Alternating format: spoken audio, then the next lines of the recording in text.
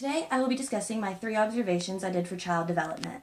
The first one was a whole campus environment and facility at Lone Oak Primary, and I did first grade with Miss Summers.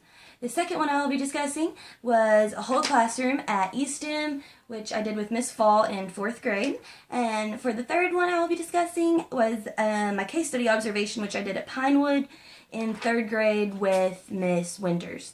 So during the whole campus environment facility observation, it was really interesting. When I first got off the freeway and I drove down, I noticed that the middle school and I think the high school too, elementary school and primary, they were all right there together on the same street. So I thought that was really cool. I feel like it might help build a sense of camaraderie and teamwork and just give you pride in your school that carries on from pre-K all the way to 12th grade. And it also gives you that motivation of I'm ready to go to that school there, maybe decreasing the dropout rate a little bit. But once I actually got to the school, it seemed old, maybe 60s or 70s or so is the architecture. However, I walked into the office, there were 2 secretaries and one little boy and his parent. The little boy was sitting in a chair, feebled up, just crying. It was so sad, he was just tears coming down his face. His mom's it's okay, babe, you're gonna do this. But anyway, so one of the secretaries went over to him and, was patting him on the back and was all the teachers are great, the students are nice here, everything's, you'll really enjoy it. Giving him all these positive words, told him who his teacher was and a little bit about her. And, you could see his tears start to wipe away. Although he didn't get a smile, you could see he was feeling a lot more confident in the situation.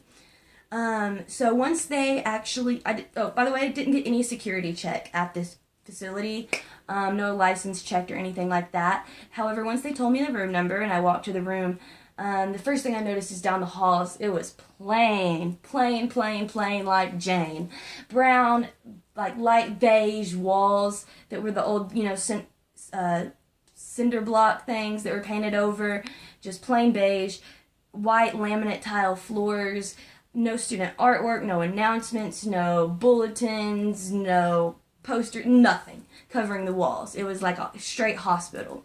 So, finally got to the room, and after I got lost a little bit, due to the fact nobody really showed me where I was going, I got to the room, and the teacher and her, mate across, both had, trees, little grown outside of theirs, and that was the only thing I saw in the hallways due to, in terms of, artwork or anything, and that had to do with the theme for the 1st grade. Once I got into the classroom, one of the first things I noticed is, only classroom with a clock.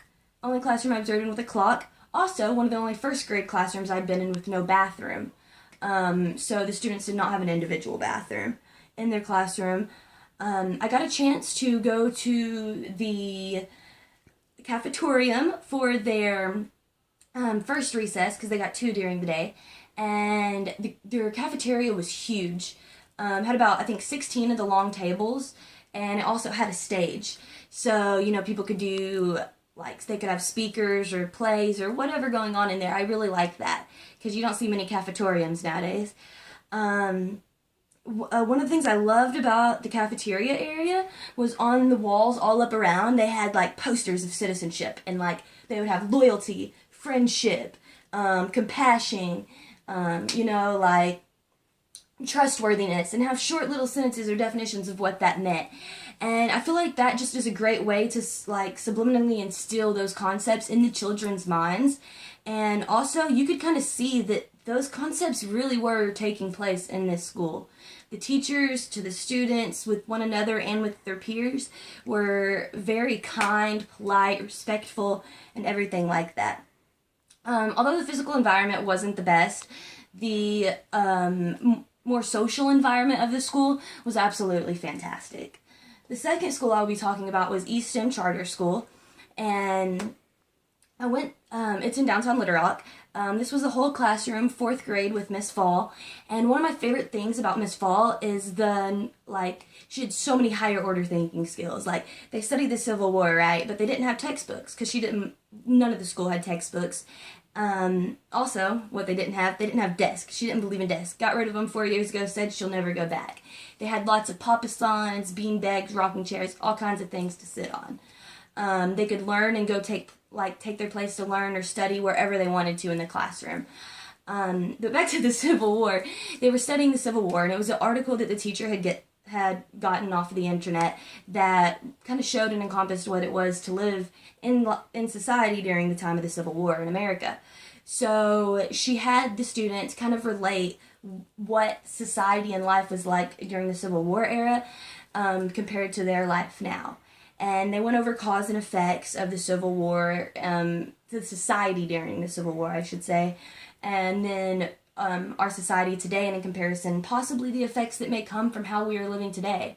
So I thought that was really great and really advanced for fourth graders. Absolutely loved it. All the students were super engaged and super excited about learning time.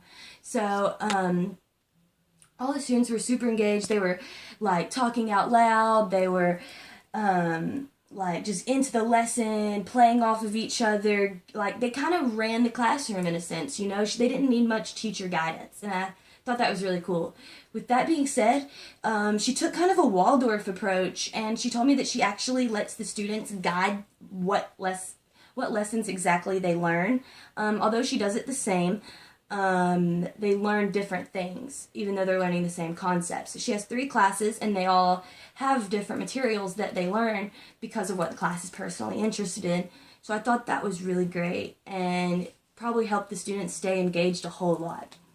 The third observation I will be discussing was my case study observation, which I did at Pinewood Elementary, and I was in 3rd grade with Miss Winters, and Miss Winters was a pretty good teacher. I think that her discipline and her classroom management was one of the more laxed than what I've seen.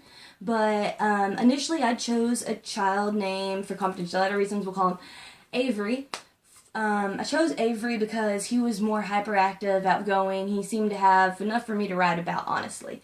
So, it was breakfast when I first arrived, and Avery was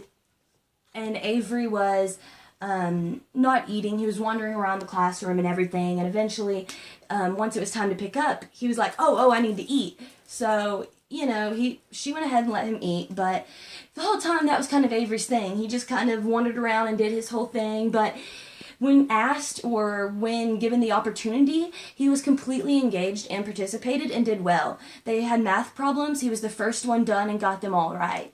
Anytime they were doing the lesson, he was loud and he was kind of abrasive, but he did it because he was excited about learning, and you could tell that, and I thought that was great. Overall, I think the best thing to grow for that would have been to put him with lower level children so that he can help them develop as he's teaching to help him learn more as well.